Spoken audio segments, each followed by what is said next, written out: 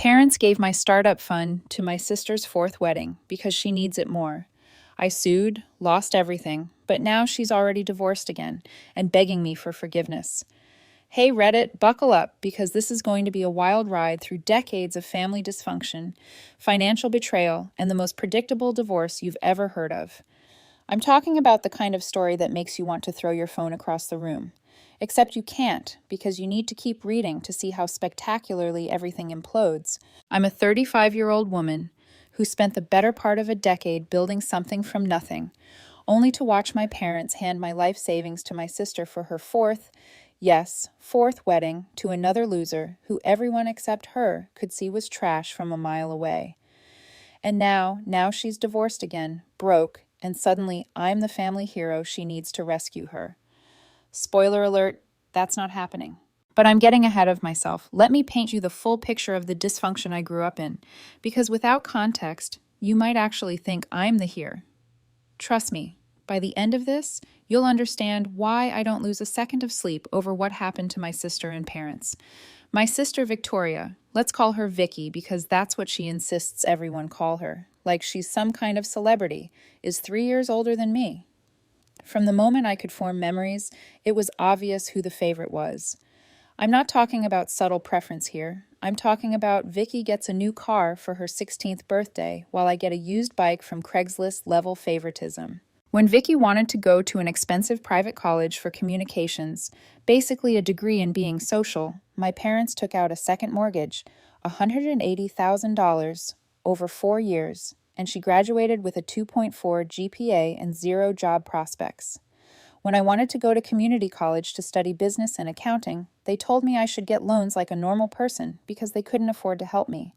I was 18 and standing in the kitchen when my dad literally said, "Your sister needed the investment more. You'll figure it out." That became their catchphrase for everything. Vicky needs it more. Vicky is going through something. Vicky deserves this. Meanwhile, I worked 2 jobs through community college, transferred to a state school, graduated with a 3.8 GPA, and had a job lined up before I even got my diploma. My reward, a text message that said, "Congrats," and an Olive Garden gift card my mom regifted from her work Secret Santa. Vicky, on the other hand, moved back home after college and lived rent-free for 2 years while finding herself, which apparently meant going to expensive yoga classes and dating every trust fund bro. She got an entry-level marketing job that paid $35,000 a year and acted like she was running Fortune 500 companies. She'd come home complaining about her boss not recognizing her genius, and my parents would pat her hand and tell her she was too good for that place anyway. I was living in a studio apartment the size of a shoebox, eating ramen for dinner so I could save money. And nobody gave a single. If I mentioned I was struggling, my mom would hit me with, "Well, you wanted to be independent. This is what that looks like." But when Vicky needed help with her car insurance, Dad covered it without blinking. When she wanted to take a girls' trip to Miami, Mom pitched in $800 because she works so hard and deserves a break. The double standards were so blatant that even extended family started noticing. My uncle pulled me aside at a family reunion once and asked if my parents treated me differently. I just shrugged and said I was used to it. He looked genuinely sad for me, but what was I supposed to do? Make a scene? I'd learned early that complaining about Vicky just made me look jealous and petty in my parents' eyes. Here's where it gets really fun. Vicky got married for the first time when she was 24, met some guy named Brad at a rooftop bar, dated him for 6 months, got engaged after 3. Brad was an entrepreneur, which meant he had a lot of ideas and zero follow-through. My parents spent $40,000 on that wedding. $40,000. Open bar, string quartet, designer dress, the whole production. They had it at a vineyard 2 hours away and invited 200 people. I was in my second year of working full-time and finishing my degree at night. I couldn't afford to take time off work for the 3-day wedding weekend they'd planned, so I came for the ceremony and left right after. Vicky was pissed and didn't talk to me for 2 months. My mom called me selfish for not being there for my sister's special day. Never mind that I was drowning in student loans and working 60-hour weeks. That marriage lasted 18 months. Turns out Brad was cheating on her with a yoga instructor. Shocking to literally no one except Vicky. She came home crying, moved back into my parents' house, and got the full sympathy tour. They paid for her divorce lawyer $8,500. They covered her therapy, another $3,000 over 6 months. They bought her a new wardrobe to help her feel confident again, probably another $2,000. I kept a running total in my head because the disparity was so insane. Wedding number 2 came when Vicky was 27. This time it was Marcus, a personal trainer she met at her gym. Marcus was actually a decent guy, or so I thought. My parents only spent $25,000 on this wedding because Vicky wanted something more intimate. That marriage lasted 2 years. Divorce reason, they grew apart. Translation, Vicky got bored. Divorce number 2 cost my parents another $6,000 in legal fees. Plus, they helped her get a new apartment because she couldn't afford the rent on her own. Security deposit, first and last month, plus furniture, probably another $5,000. I'm 28 at this point, and I've saved $40,000, living like a monk in a 1-bedroom apartment, driving a 12-year-old Honda Civic, and bringing my lunch to work every day. I haven't taken a real vacation in 5 years. I shop at thrift stores. I cut my own hair in my bathroom mirror because barbershops cost money, but I'm building something. I'm working towards something bigger. Wedding number 3 happened when Vicky was 30. She met Tyler on a dating app. Tyler worked in crypto, which meant he talked about Bitcoin at parties and had no actual income. I tried to warn her. I actually sat her down and showed her red flags I'd researched about Tyler's business ventures. She called me jealous and told our parents I was trying to sabotage her happiness. My parents sided with her, obviously, dropped another $30,000 on wedding number 3. This time, I was specifically uninvited because Vicky said my negative energy would ruin her special day.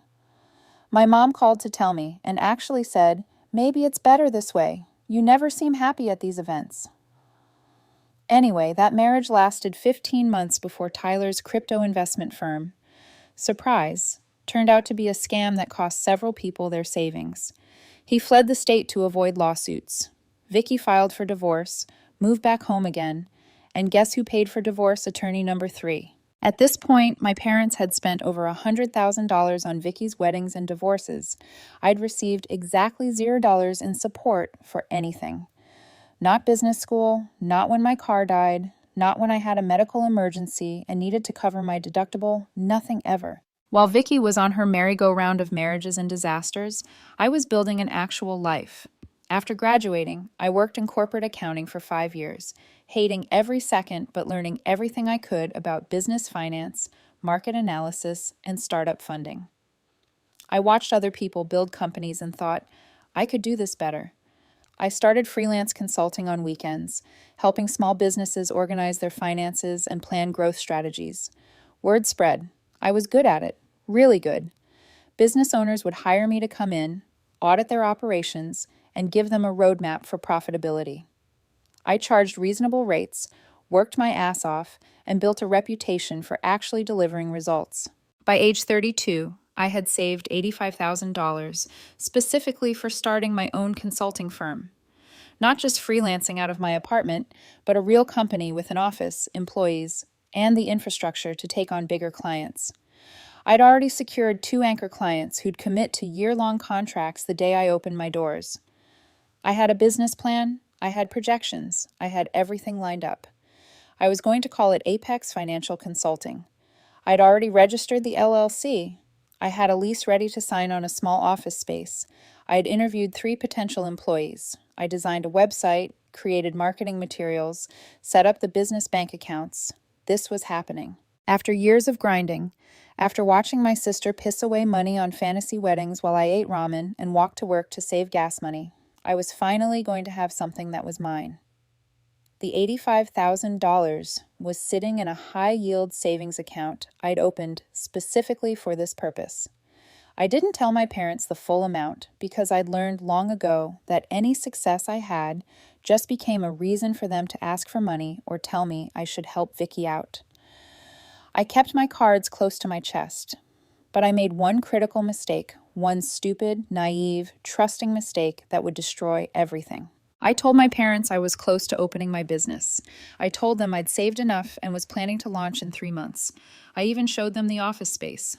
I was excited and like an idiot. I wanted them to be excited for me too. I wanted one moment, just one, where they looked at me with the same pride they showed Vicky when she picked out floral arrangements for wedding number 2. My dad nodded and said, "That's ambitious. Have you thought about what happens if it fails?" My mom said, "Don't forget to be realistic about these things. Most small businesses fail in the first year." That should have been my warning sign. 2 weeks after I told my parents about my business plans, Vicky announced she'd met someone new. His name was Derek. She'd known him for 6 weeks. Derek was a regional sales manager for a pharmaceutical company. Finally, someone with an actual job and a steady income. My parents were thrilled. "This one seems different," my mom kept saying. I met Derek once. He seemed fine. Normal guy, decent job, a little boring. But compared to crypto scammer Tyler and unemployed entrepreneur Brad, boring seemed like a massive upgrade. I honestly hoped it would work out because maybe, just maybe, if Vicky was finally settled and happy, my parents would stop throwing money at her and treating me like an afterthought. Then came the engagement. 6 weeks of dating, and Derek proposed with a ring that probably cost more than my car. Vicky posted it all over social media with the caption, "4 times the charm. When you know, you know." The comments were brutal. Her high school friends were posting, "Congrats," but you could feel the side eye through the screen. One person literally commented, "Girl, take your time this go round." Vicky deleted it within an hour. The wedding planning started immediately, and this time Vicky wanted to go all out. She'd learned from her past mistakes and wanted a wedding that reflected her growth as a person. Translation. She wanted the most expensive wedding yet to prove this marriage was different from the others. The initial budget was $60,000. My parents sat me down at a family dinner to tell me about it. They seemed nervous, which should have been another red flag, but I was distracted by the shrimp scampi my mom had made. She only made that dish for special occasions or when she wanted something. "Vicky's really found the right one this time," Dad started. "Derek's a good man with a stable career. They're going to build a real life together." I nodded, eating my shrimp, waiting for whatever favor they were about to ask. "The wedding's going to be expensive," Mom continued, "but it's important to Vicky. After everything she's been through, she deserves to have the wedding of her dreams." I wanted to point out that she'd already had 3 weddings, and each one had been described as the wedding of her dreams, but I kept my mouth shut. Then came the hammer. "We don't have the money saved to cover it all," Dad said. "We've already spent so much helping Vicky get back on her feet after Tyler, and our retirement accounts are pretty tapped. We were hoping you could help out as a wedding gift. You're doing well financially, and Vicky needs this." There it was. Vicky needs it more. I actually laughed. Not a happy laugh. A bitter, exhausted laugh. "You want me to give money for Vicky's 4th wedding? The same Vicky who uninvited me to her 3rd wedding." "That's water under the bridge," Mom said quickly. "She feels terrible about that. This is a chance for you to show you support her." "How much?" I asked. They looked at each other. Dad cleared his throat. "Whatever you can contribute. Every bit helps." "Give me a number," I pressed. $15,000 would really make a difference," Mom said quietly. $15,000. Nearly 20% of my startup fund. Money I'd saved through years of sacrifice while they bankrolled Vicky's disasters. "No," I said. Dead silence. "Excuse me," Dad's voice went cold. I said, "No, I'm not funding another one of Vicky's weddings. I have my own financial goals." "You're being selfish," Mom said. "Your sister is trying to build a life." "She's tried to build a life 3 times already," I shot back. "Each time cost you tens of thousands of dollars. Each time ended in divorce. I'm not subsidizing another disaster." "Derek's different," Dad insisted. "Brad was different. Marcus was different. Tyler was different. They're all different until they're not. And even if Derek is different, that doesn't make this my financial responsibility." The dinner ended badly. I left before dessert. Vicky called me from my parents' phone later that night, crying, asking how I could be so cruel. I hung up without responding. For 2 weeks, I thought that was the end of it. I thought I'd set a boundary and they'd finally respect it. I thought wrong. I should have seen it coming. I should have protected myself. But I'm an idiot who still deep down wanted to believe my parents weren't completely terrible people. I had them as authorized users on one of my accounts for years, a joint checking account we'd set up when I was 18. and they wanted to be able to transfer me money for emergencies. They never used it. The account mostly sat there with a small balance. But after I started my business fund, I'd been moving money between accounts to maximize interest, and I'd temporarily move $50,000 into that joint account before transferring it to my business savings. I say temporarily because it was supposed to sit there for 3 business days before the final transfer went through. It was never meant to stay there, but that 3-day window was all they needed. I woke up on a Tuesday morning to a notification from my bank. Large withdrawal, $45,000. I woke up on a Tuesday morning to a notification from my bank. Large withdrawal, $45,000. My stomach dropped. I immediately called the bank, thinking it was fraud. The woman on the other end pulled up the transaction. The withdrawal was made by Susan Clark, she said. She's listed as an authorized user on the account. Susan Clark, my mother. I couldn't breathe. I actually couldn't breathe for a solid minute. I asked the woman to repeat what she'd said because surely I'd misheard, but no. My mother had walked into a branch, shown her ID, and withdrawn $45,000 in a cashier's check made out to herself. I called her immediately. She didn't answer. I called my dad. Didn't answer. I called Vicky, straight to voicemail. I drove to my parents' house. They weren't home. I sat in their driveway for 3 hours before they finally showed up. When they saw me, my mother's face went pale. "Sherry, where's my money?" I didn't yell. I was eerily calm. Shock does that to you. "Honey, we can explain," Mom started. "Where is my money?" My dad stepped forward. "We borrowed it for Vicky's wedding. We'll pay you back." "You borrowed it. You withdrew $45,000 without asking me." "You're on the account," Dad said, like that justified everything. "Technically, it's shared money. That account has been sitting empty for 8 years. I moved that money there for 3 days before a transfer. You knew that wasn't your money. You stole from me." "We didn't steal," Mom insisted. "We borrowed. There's a difference." "Did you ask permission?" Silence. "Did you plan to tell me?" More silence. "Then you stole. You committed theft. Give it back right now." "We can't," Dad said. "We already gave it to the wedding planner. Deposits are non-refundable. We'll pay you back after the wedding. We'll work out a payment plan." I actually laughed again, hysterical this time. "A payment plan?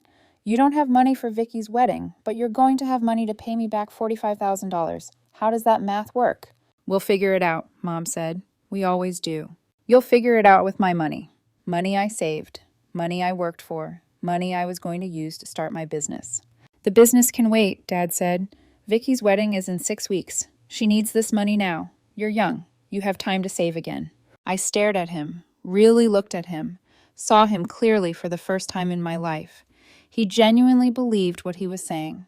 He genuinely thought Vicky's 4th wedding was more important than my entire future. "I want every cent back by the end of the month, or I'm calling the police and reporting this as theft." "You wouldn't," Mom gasped. "Watch me." I left. I didn't even slam the door. I just walked away. For the next 2 weeks, they tried everything. Guilt trips about destroying the family, threats about cutting me off. Vicky called me sobbing, saying I was ruining her life. My aunt and uncle called, saying I was being unreasonable. Apparently, my parents had told everyone I'd agreed to help and was now backing out. I called a lawyer and explained the situation. She told me I had a case, but it would be messy because of the joint account. Technically, as an authorized user, my mother had legal access to withdraw funds. Fighting it would mean proving theft of specifically designated funds, which is hard when everything's in a joint account. "Your best bet is civil court," she said. "Sue them for the money. You'll probably win, but even if you do, collecting might be difficult if they don't have assets." "They own their house. Is there a mortgage?" "I don't know." "Find out. If there's significant equity, you could potentially force a sale or place a lien, but that's going to destroy your family relationships. They destroyed the relationship when they stole from me. I filed for $45,000 plus interest and court costs. Small claims wouldn't cover it in my state, so it was regular civil court, which meant getting a lawyer involved and spending money I didn't have on legal fees. My lawyer cost me $5,000 up front. I paid it by maxing out a credit card because all my liquid cash was gone. I had to cancel my business launch. I had to tell my would-be employees I couldn't hire them. I had to break the lease on my office space and lose my deposit. My anchor clients went with another firm. Everything I'd built toward for years was gone. The lawsuit took 8 months. 8 months of depositions, document requests, and my parents hiring their own lawyer to fight me. They claimed the money was a gift. They claimed I'd verbally agreed to help with the wedding. They claimed I was a vindictive sister trying to punish Victoria for being happy. Their lawyer was good, really good, probably cost them $15,000 they didn't have. I later found out Derek had paid for it, which should have been a red flag about that relationship, but whatever. The judge's ruling came down to one critical issue, the joint account.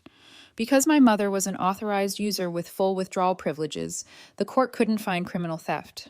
I'd never explicitly documented that the money was mine or restricted her access. The fact that the account had been empty for years actually worked against me.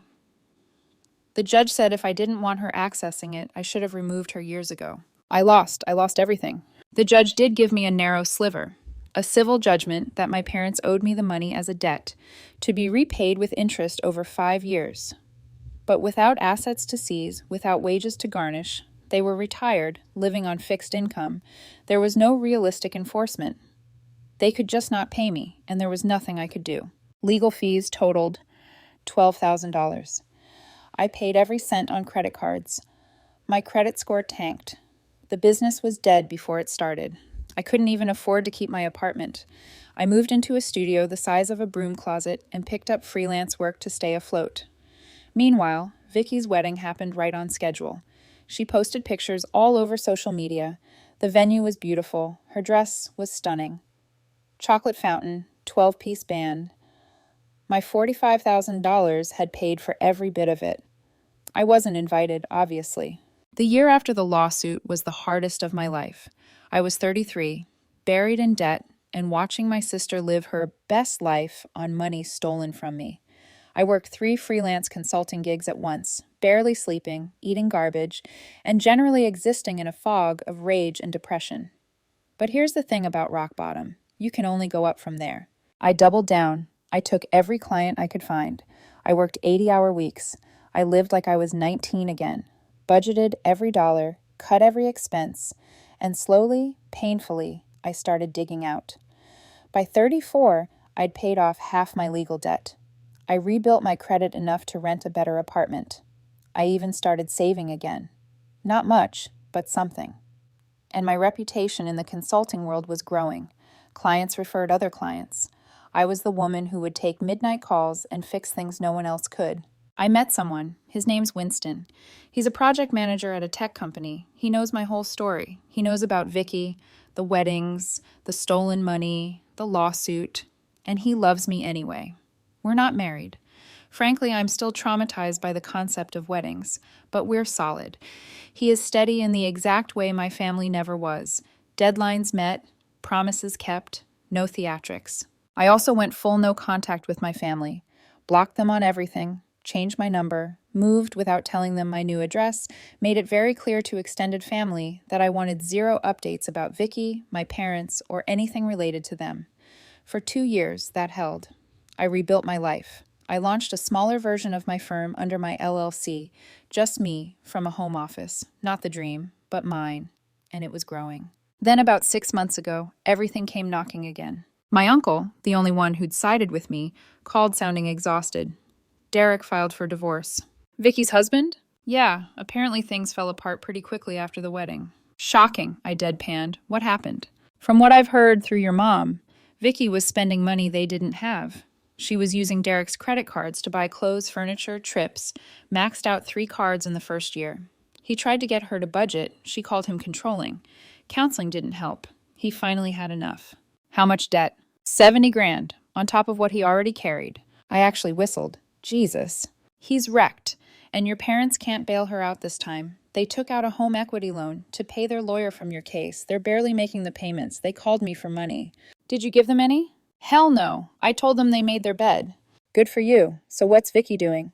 Living with your parents, working part-time at Target, crying to anyone who'll listen about how Derek changed after the wedding and became financially abusive for asking her to stop spending $5 grand a month on clothes. I couldn't help it. I laughed. Not the bitter kind, the kind that shows up when karma is punctual. She's not doing well then. Not even a little. Let me guess. She's been trying to reach me. Your mom gave her your new number? Of course she did. Right on cue, my phone started buzzing. Unknown number. I ignored it. It called 3 more times. Then came the texts. Sherry, it's Vicky. I know you probably don't want to hear from me. I'm in a really bad place. Derek left me with so much debt. Mom and Dad can't help. I have no one. I know things ended badly between us, but you're my sister. Please call me. I need to talk to you. Blocked. 2 days later, another number, then another. Google Voice rotational. The voicemails did the predictable cycle: sobbing contrition, accusatory rage, guilt-laced nostalgia, back to sobbing. My parents started calling too.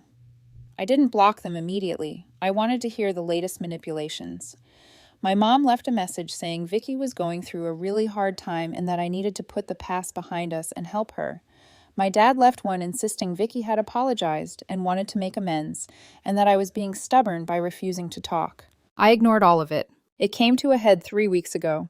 I was at a coffee shop working on my laptop when someone sat down across from me. I looked up. Vicky.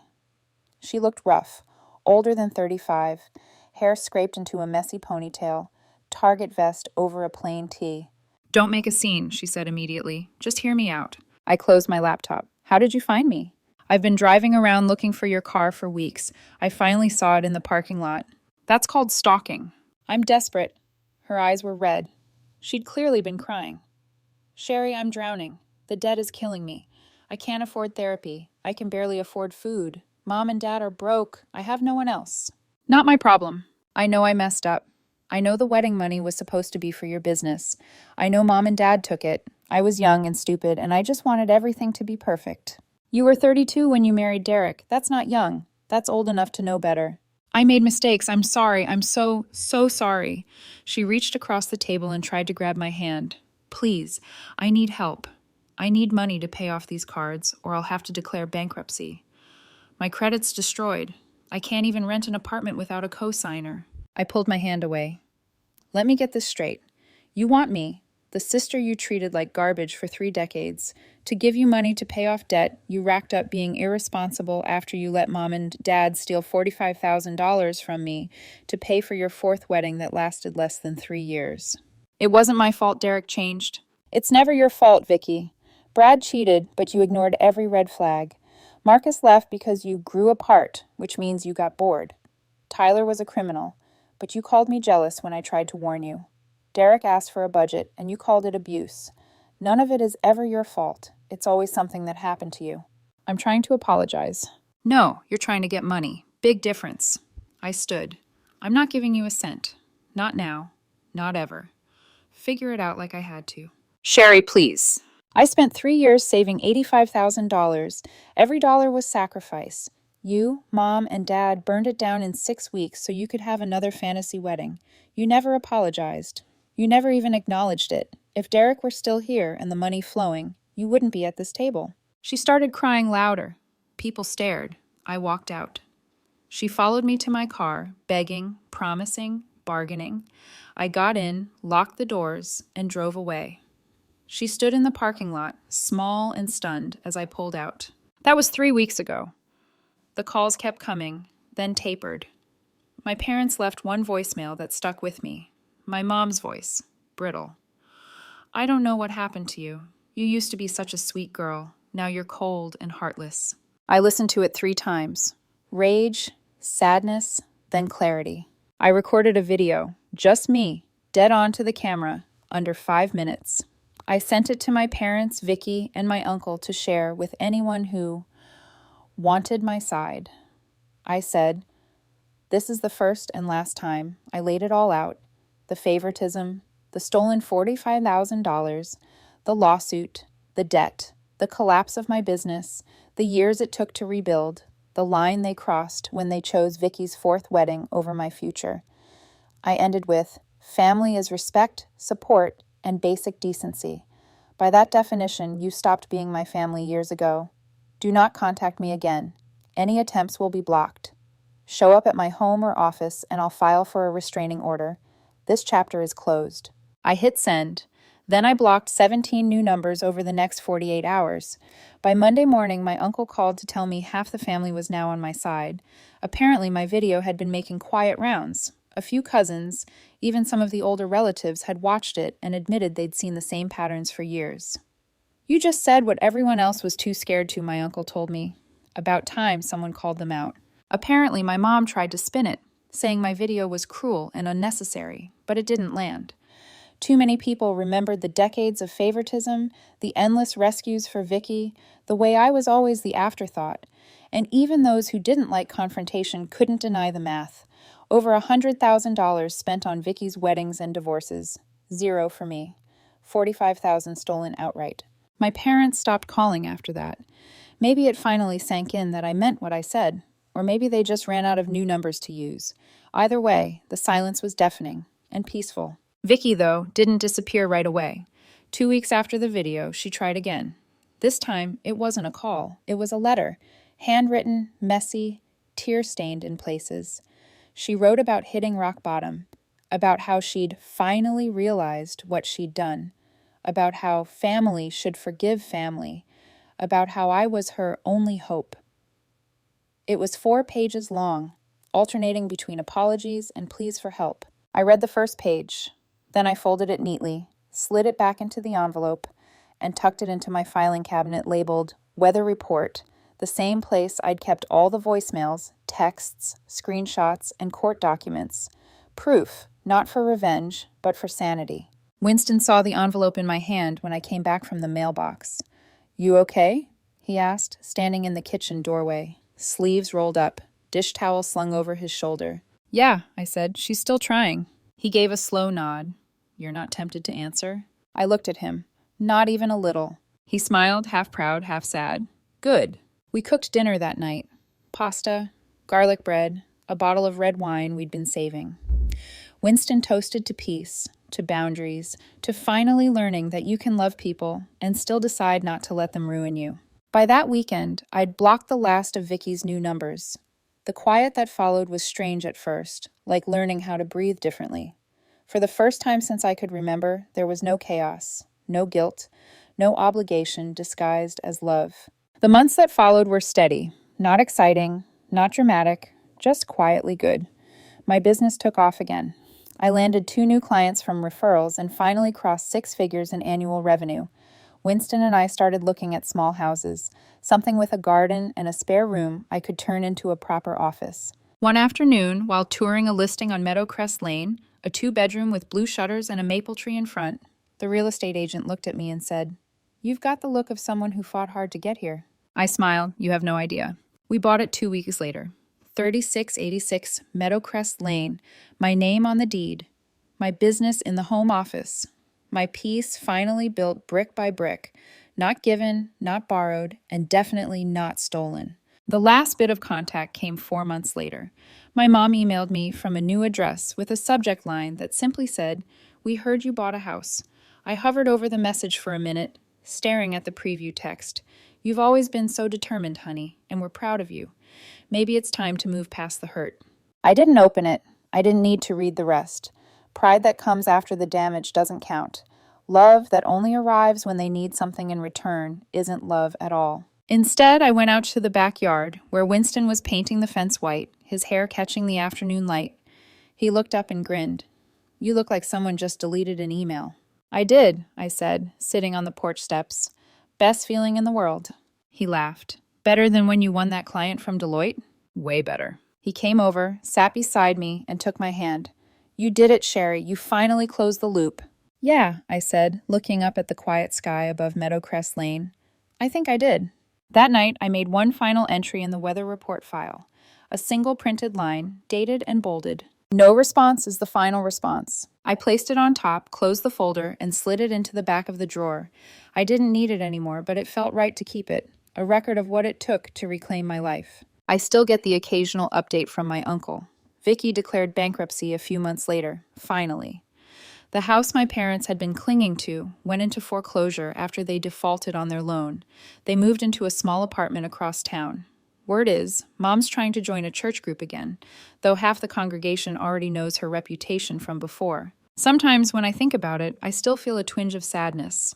Not regret, just the grief of realizing the family I wanted never really existed outside of hope. But grief is lighter than guilt, easier to carry. Winston and I celebrated my 36th birthday last weekend. He surprised me with a cake that said, "built from scratch." It was cheesy. It was perfect.